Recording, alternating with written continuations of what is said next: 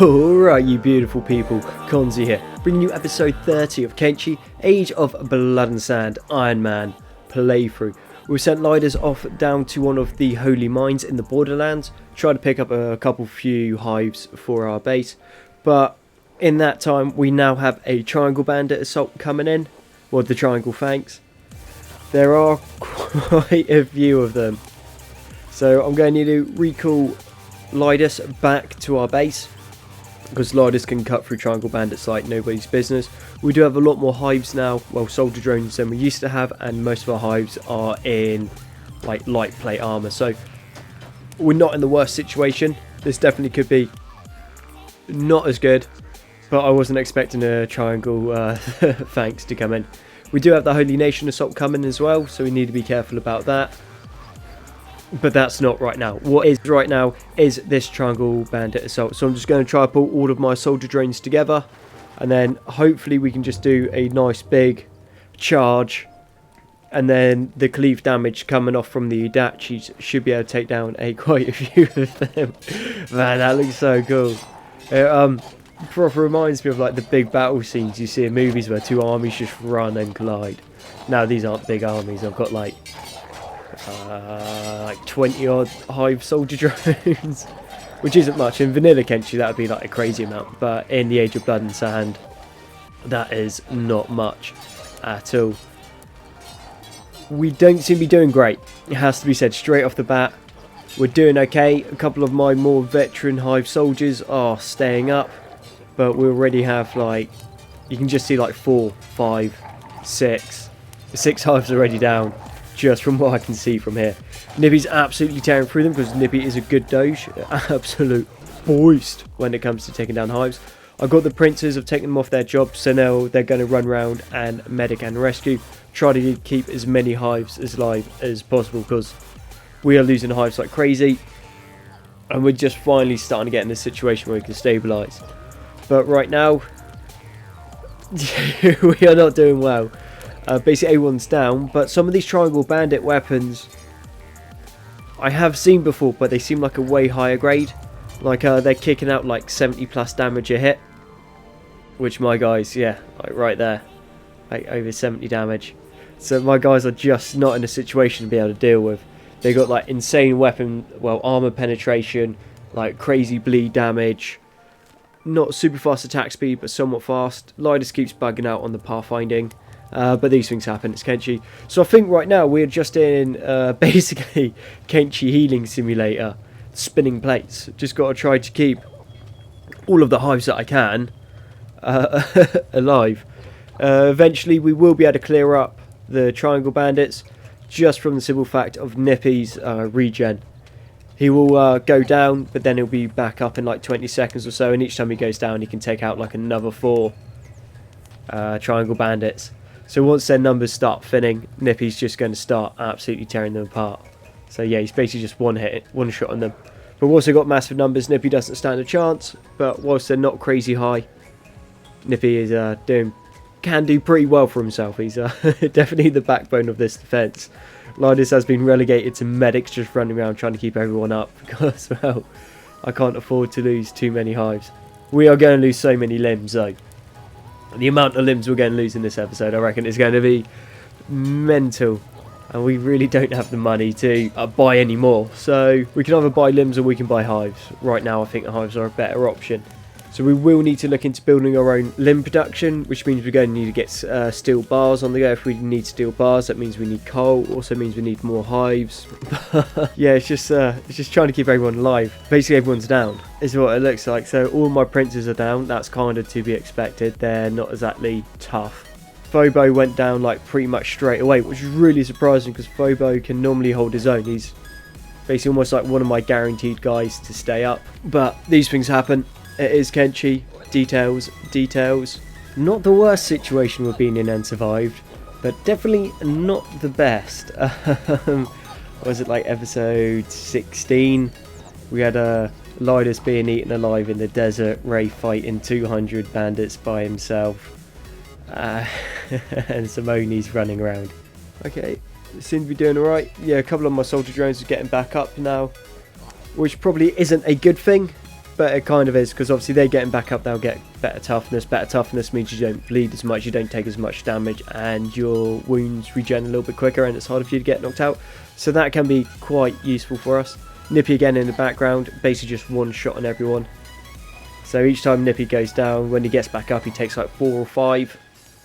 They do not have the ability to heal themselves enough to be able to keep up with just the sheer amount of damage he's kicking out. But he is a glass cannon, if we ever had one in Kenshi. I mean, from seeing everything that has happened just with this Triangle Bandits assault coming through, I think that it's going to be pretty safe to say that the Holy Nation assault is going to absolutely wreck us. I mean, we didn't have Lidus in, and Lidus is my heaviest hitter by a considerable margin. Like, he's absolutely devastating. Actually, to be fair, I reckon if we had Lidus in this fight, most of it would be over. Because think about it, when the fight originally started, there was the big alpha strike from both sides, just like running in and crashing into each other. Lidus, with how packed up that was, he probably could have got 5 guys like down in just the first volley that he would have launched off. And then where the 5 attack slots wouldn't have been filled from me having the extra guys alive, he would have been able to like cleave through like 3-4 guys a hit.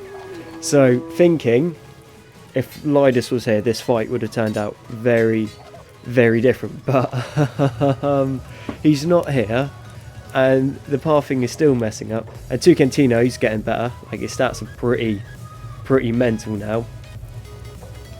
I mean, to be fair, he does have a Mei 2 weapon, and he is a Masterwork Samurai plate, so kind of to be expected that he's doing well. Wow, let's say that as he goes down. But yeah, that's like 200 damage a hit straight there on Nippy, just like banging that out. But yeah, this is what I mean. Once Nippy's not fighting like a whole horde by himself and he's only fighting a couple, where he can take them down in one hit, they just essentially get staggered and can't really do much. Now they're getting some numbers against him, he probably will end up going down, but not before he's just absolutely shredding through them. He's causing serious damage. I've got other guys getting back up, my other soldier drones. I mean, we have held.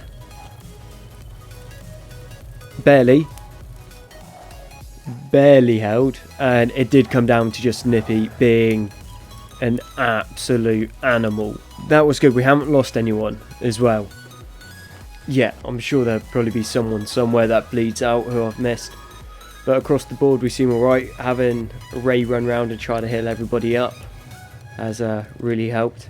I mean, close. This was nearly one loss, but we managed to get to them in time, so that worked out. My guy's armor at the moment is pretty okay. I mean, it's not the best armor in the game, but it is of decent quality, so we are banging out specialist and occasionally masterwork quality armor set. Now, the armor set that we're using, obviously we would prefer the Hive heavy plate, but this is the medium plate. Issue being, just the sheer weight of the heavy plate is insane. My guys can hardly move in this medium plate, so once we get to that heavy plate, yeah, my Hives are not going to be able to move around. They're going to be super encumbered. So ideally this will train their strengths. When we can change across, we will, and that will be pretty spot on. But the next thing that I do want to focus down is vests, so like the under armors. I'm going to use the EX martial artist suit for the guys. It's made out of chainmail, but it's not a chainmail. I think it's just because it's more difficult to make than anything else, and that will give us between 18 to 21% basically full body protection other than the head, depending on if it's specialist or masterwork. It's one of the few armors that gives you increase to your attack speed and movement speed, so being able to have those, so obviously increased movement speed is always good, but increased attack speed is mental. This is like a 10% attack speed increase, so the dexterity of my guys just for using it is going to go up like crazy to start with, and then the movement speed is always good because, well, this movement speed is like the most important thing in Kenshi. If you have a fast character, you can basically survive anything because you can just run away from it. So getting those would be super amazing. Thankfully we have upgraded the barracks, so we've got plenty of beds in there, so as now we're just going around and healing everyone and just getting them into the beds once they're all patched up. Brings me to my next point, which is, yes, the barracks works and the barracks is good, but there are things that we need. We're going to need robotics beds in there for the simple fact that a lot of my guys have robotic limbs, but they're just getting absolutely shredded. And then I also want healing pods. I'm thinking for healing pods we're probably going to need about 5 of the healing pods, but they are super super expensive. It's like 10 generator cores, 10 CPU cores, 20 iron plates, I think like 5 or 6 copper ingots, and then a whole bunch of electrical components and steel bars. So super duper expensive, which I think brings them up to about 75 to like 90,000 cats just for the parts to build them. So, but we're going to need 5. Most of it we can loot, and a lot of it we're going to be able to produce. Obviously generator cores we can't produce, CPU cores we can't produce. I do have a video on where to get the CPU cores from, but if we can get those healing pods up, because they have like 40,000% healing, very power intensive to use, but you can heal your guys in a matter of seconds. So if I can actually learn how to micromanage my guys, which would be amazing, because my micromanagement sucks, if I could get that done properly, we basically wouldn't get any losses in the fights. I'd get some guys that would be purposely built combat medics, so most of the times they'd be fighting just so they can increase their stats and they'd be better at, well, holding their own when it comes to it. But then when the big fight happens, like a big raid, all I'd then need to do is put them onto passive, and then they'd be able to go around, rescue and medic everyone, put them into the healing pods, and then they'd be back into the fight in no time. So if I micro it right, make sure the guys are all healed up, we are going to be on for an absolute winner. But this looks like a good time to bring the episode to an end, so thank you very much for watching episode 30 of Kenshi. I've been Konzi. I appreciate all the support you're showing, all the comments, all the likes, all the subscriptions. It is amazing. You guys are awesome, and I look forward to catching you on the next one.